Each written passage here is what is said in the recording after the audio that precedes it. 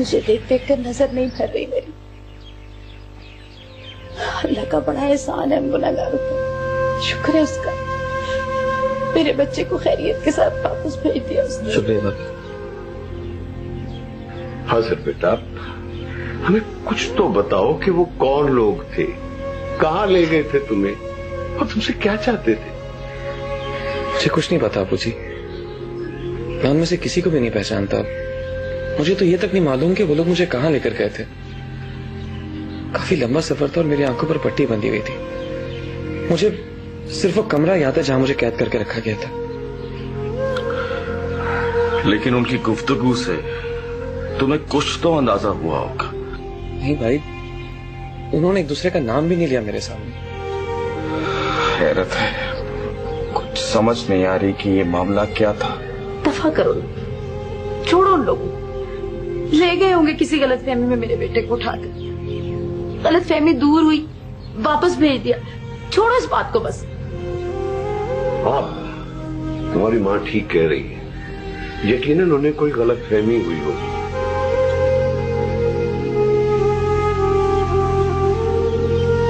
भाभी, उजाला नहीं आई? नहीं, पता नहीं। आपने उसे बताया नहीं मेरे बारे में? हाँ, बताया तो था लेकिन क्या? मैं तुम्हारे लिए सूप लाती हूँ।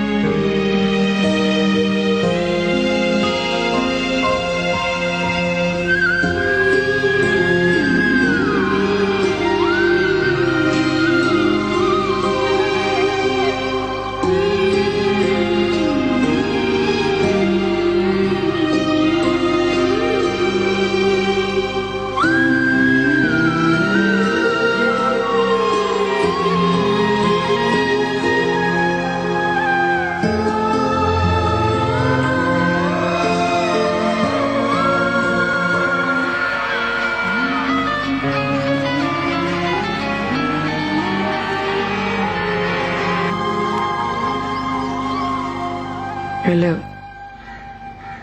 ज़ूफ़ी आज़र बार बार तुम्हारे बारे में पूछ रहा है, क्या कहूँ उसे मैं? उसे कहो कि उजाला मर गई, सब्र कर।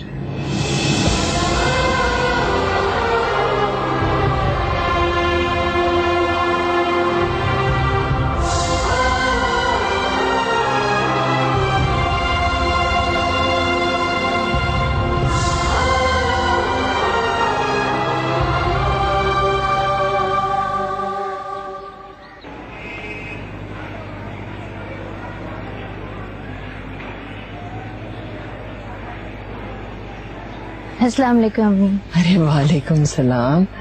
अकेली आई हो? जी अकेली आई हूँ। आज़र की तबीयत अभी संभली नहीं है, फुप्पो उसके पास ही है और रहे आसिम तो उनके पास मेरे लिए वक्त नहीं। और फिर अकेली ही आना चाहती थी, ज़ूफ़ी से तन्हाई में बात करना चाहती हूँ। मेरी तो समझ में नहीं आ रहा कि इस लड़की को हो क्या जाए। आज़र की गुमशुदगी के बाद सभी लोग परेशान थे। वो मिल गया, वापस आ गया, सबकी परेशानी खुशी में बदल गई और सबको इत्मीनान हो गया। मगर इस लड़की की हालत तो पहले से भी ज्यादा बदतर हो गई है। अरे चेहरा देखो तो लगता है सदियों से बीमार पड़ी है। कोई बात करो तो टुकर टुकर मुंह की तरफ देखने लगती है, जैसे बात का जवाब भी ना उसके पास।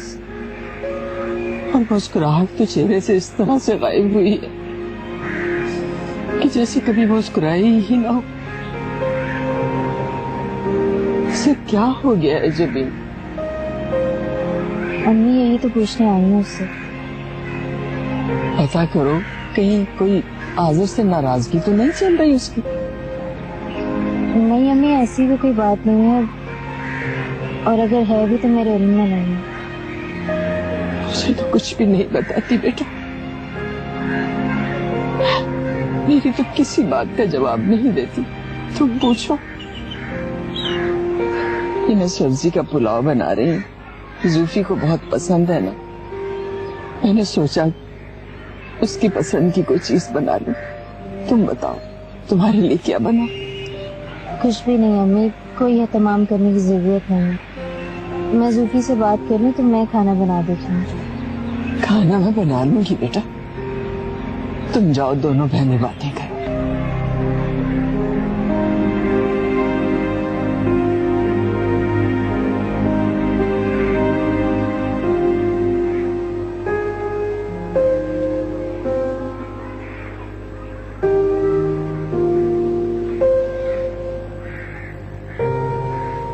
सूफी, क्या हिमाकत, कबूतर की तरह आंखें बंद करके बैठ जाने से क्या हालात तब्दील हो जाते हैं? सर पे आई बला टल जाती है या सब कुछ ठीक हो जाता है? कबूतर आंखें खोल भी ले तो क्या होता है जब परों से ताकतें परवाज छीन ली जाए तो बेबसी से आंखें बंद करने के अलावा और कुछ नहीं रहता। क्यों इतनी खौफजदा हो गई? वो खुदा नहीं है, इंसान है, मेरे जैसा, तुम्हारे जैसा। खुदा जब बंदे को ताकत और दौलत के साथ घमंड और गरूर देता है ना, तो वो खुद को खुदा समझने लगता है। और वो तुम्हारे और मेरे जैसा इंसान नहीं है, जब भी हमने अभी इंसानियत बाकी है। सूफी, आज़र वापस आ गया। उसे वापस भेजा गया कुछ शराइत पर। क्यों ही सही, क्यों माने उसकी बात? बाजी हमारे हाथ में है, वो कुछ नहीं कर सकता।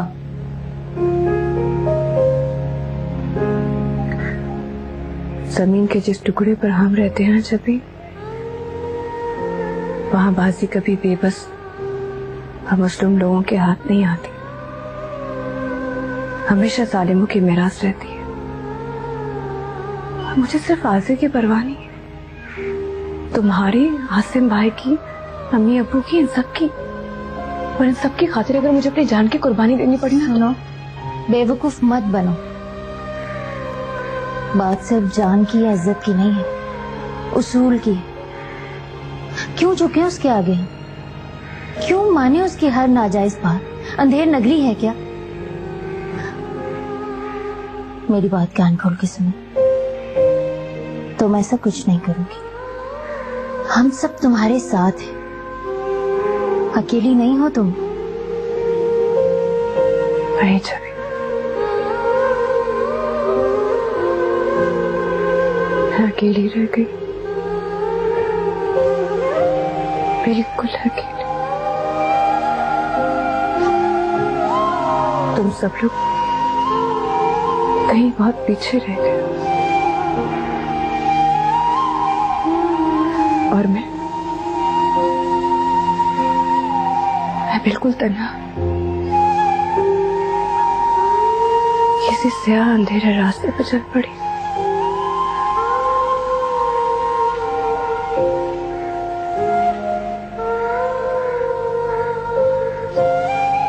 मेरे पीछे कोई नहीं आएगा, कोई नहीं आएगा मेरे पीछे। और आज़िर, क्या समझती हो तुम? इतनी आसानी से हार मान लेगा? अपनी जान पर खेल जाएगा। उसकी नौबत नहीं आएगी। उसकी जान बचाने के लिए मैं अपनी जान पर खेल गई। वक्त पे हम दोनों में से किसी एक की कुर्बानी मांगी थी, मैंने दे दी।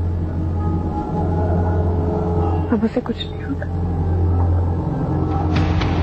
क्या किया है तुमने?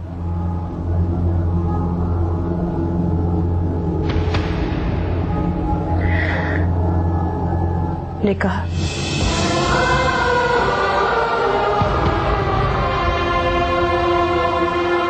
निकाह किया है मैंने सैयद आलम शाह के साथ।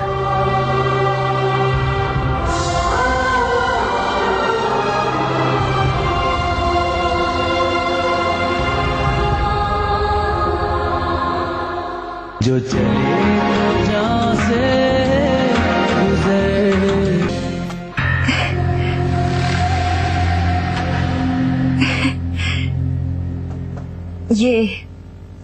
ये है मेरे ख्वाबों की ताबीर।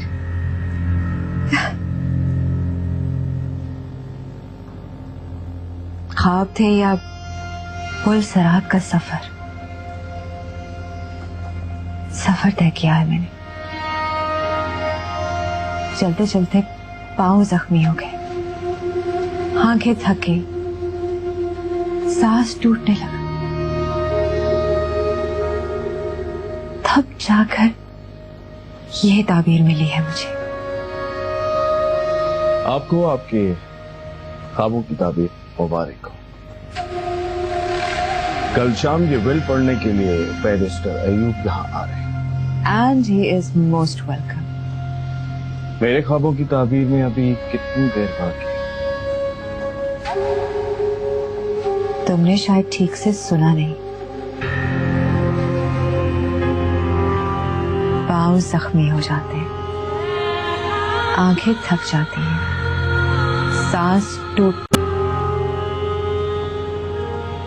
मन चाहे ख्वाबों की ताबीर इतनी आसानी से नहीं मिलती मिस्टर आसिम। आप मजाक कर रहे हैं, लेकिन मैंने ये सब बहुत संजीदगी से पूछा। फिलहाल तो तेल देखो और तेल की धार। डोंट अंडर एस्टिमेट आलम शाह। तुम अभी तक शायद उसे ठीक से समझे नहीं हो। बड़ा बागी खून है उसकी रगों में।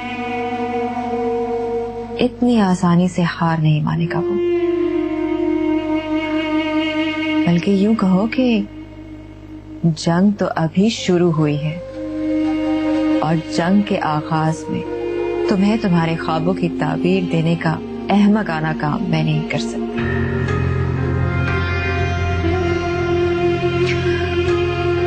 अब तुम जाओ। आलम कभी भी आ सकता। He is very unpredictable.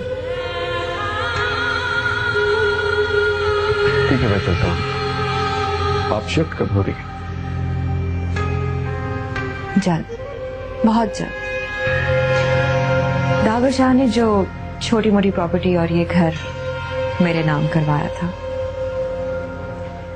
वो मैंने खैरात के तौर पे उसके बेटे। टेलीफोन पे मुझे उसका चेहरा नजर नहीं आएगा।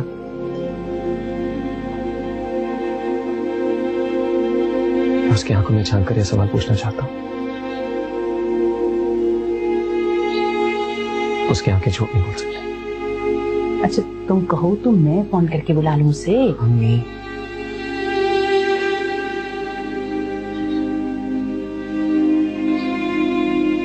इश्क बहुत सरभरा होता है।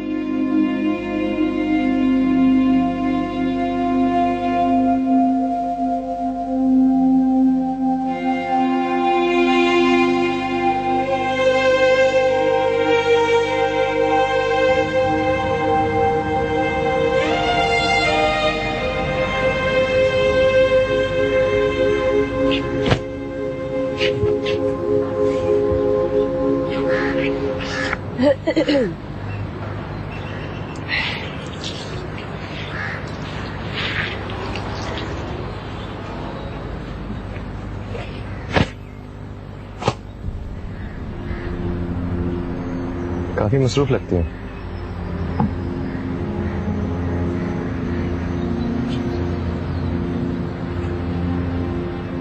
ऐसे अच्छी चीज है मसरूफियत में।